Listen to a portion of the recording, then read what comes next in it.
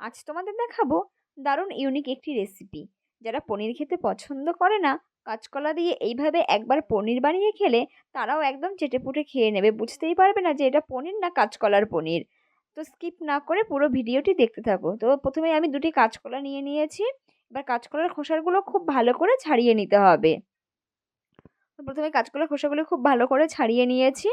এবার একটি পাত্রে জল দিয়ে কাঁচকলাগুলি দিয়ে দিয়েছি, কালো হয়ে নইলে যেতে পারে, তাই জলে অবশ্যই কাঁচকলাগুলি ভিজিয়ে রাখতে হবে।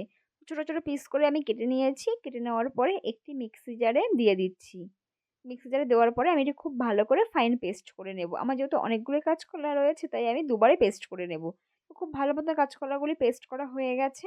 এবার একটি পাত্রে ঢেলে দিচ্ছি। তারপরে এখানে অ্যাড করে নিচ্ছি 2 চামচ ময়দা, আর সামান্য পরিমাণে নুন দিয়ে দিতে হবে। দিয়ে কাঁচকলাগুলির সঙ্গে খুব ভালো করে এটি মিশিয়ে নিতে হবে। খুব ভালো মতো আমার মেশানো হয়ে গেছে। অন্য একটি পাত্রে আমি তেল ব্রাশ করে যে কাঁচকলার পেস্ট সেটি দিয়ে দিচ্ছি। দিয়ে দেওয়ার পরে খুব ভালো করে সমানভাবে এটি মিশিয়ে নিয়েছি। তারপর এটা ভাপিয়ে নিতে হবে। তার জন্য আমি একটি পাত্রে জল দিয়ে দিয়েছি আর একটি বাটি বসিয়ে নিয়েছি। তার উপরে কাঁচকলার পেস্টটি দিয়ে দিচ্ছি। এবার এটি ঢাকা দিয়ে কাঁচকলাটা ভাপিয়ে নিতে হবে। আমি ঢাকা দিয়ে দিলাম। তো ঢাকা দিয়ে প্রায় 20 থেকে 25 মিনিট রেখে দিয়েছিলাম। তো 20 থেকে 25 মিনিট পরে ফিরে আসলাম। এবার দেখে নেব যে এটি ভালো মতন তৈরি হয়েছে কিনা। দেখুন এটি খুব ভালো মতনই তৈরি হয়ে গেছে। যেহেতু ছুরির গায়ে লেগে যায়নি তো বুঝতে হবে খুব ভালো মতন তৈরি হয়ে গেছে। তো এটা নামিয়ে ঠান্ডা করে নেব। এদিকে একটি মশলা তৈরি করে নেওয়ার জন্য একটি মিক্সারে প্রথমে দিয়ে দিচ্ছি 4 থেকে 5টি কাঁচা লঙ্কা। তারপরে দিয়ে দিলাম আমি এখানে কাজু কিশমিশ, আর দিয়ে দেবো চারমগজ আর পোস্তদানা, আর দিয়ে দেবো গোটা গরম মশলা। তার ভিতরে আছে এলাচ, দারচিনি, লবঙ্গ, গোলমরিচ। এবার সমস্ত কিছু সামান্য জল দিয়ে খুব ভালো মতো একটি পেস্ট তৈরি করে নেব। এবার অন্য একটি পাত্রে আমি দিয়ে দিয়েছি 3 চামচ ফেটিয়ে রাখা দই, আর দিয়ে দিচ্ছি জিরের গুঁড়ো, লঙ্কার গুঁড়ো আর ধনে গুঁড়ো। সমস্ত গুঁড়ো মশলা আমি অল্প পরিমাণে দিয়েছি। এবার খুব ভালো মতো এটা মিশিয়ে রেখে দিয়েছি। এবার যে আমি পনিরটি তৈরি করে রেখেছি কাঁচকলা, সেটি পিস পিস করে কেটে নেব। তো দেখতেই পাচ্ছেন যে কত সুন্দরভাবে এটি তৈরি হয়েছে, আর আমি খুব ভালো মতো এটি কেটেও নিয়েছি। এবার একটি পাত্রে আমি এগুলি তুলে নেব। কত সুন্দর লাগছে দেখে, মনে হচ্ছে না যে পুরো পনির। কেউ বুঝতেই পারবে না এগুলো পনির না কাঁচকলার পনির। তো দেখুন কতটা সফট ভাবে তৈরি হয়েছে। তো এগুলো আমি ভেজে নেব। তার জন্য একটি পাত্রে দিয়ে দিচ্ছি তেল, আর তেলের আমি সামান্য পরিমাণে হলুদ দিয়ে দিয়েছিলাম যাতে নিচ থেকে লেগে না যায়। তো এগুলো খুব ভালো মতন ভেজে নেব। দু সাইডটায় উল্টে পাল্টে আমি খুব ভালো মতন ভেজে নিয়েছি। এবার এগুলি তুলে নিচ্ছি।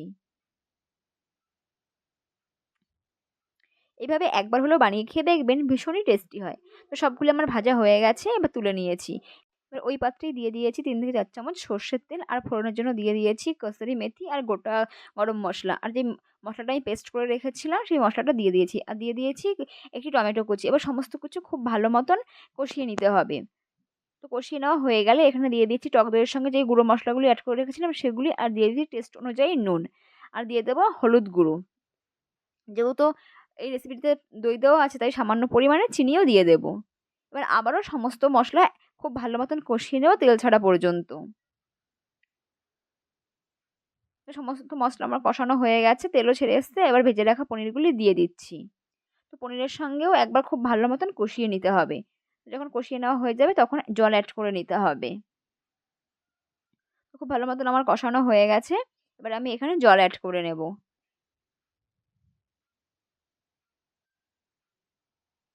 আমি এখানে জল দিয়ে দিলাম। আপনারা আপনাদের পছন্দ মতন জল দিয়ে দেবেন, কম বা বেশি করে।